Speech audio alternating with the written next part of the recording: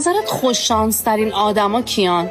استقلال. چرا؟ الان جام حذفی پارسال ببین، تا فینال به تیمای لیگ 1 و لیگ 2 خوردن، تو فینال هم ملوان با ناداوری شکست دادن، داورش هم 1 سال محروم شد. جام حذفی امسال تو 1/16 پرسپولیس خورده به تراکتور، استقلال خورده به پادیاب خلخال.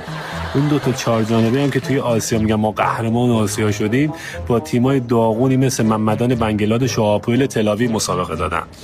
وگرنه اینا حریف الوحداد اردن و المحرق بحرین نمیشن که هیچ، از الوصل هم 7 گل میخورن. تو لیگ امسال هم 10 تا پنالتی گرفته شده، 6 تاش مال استقلال بوده. من نمیدونم چه حکمتی ما هر وقت تلویزیون رو روشن میکنیم یا داره یوسف نشون میده یا مختار یا یه پنالتی میگیرن واسه استقلال.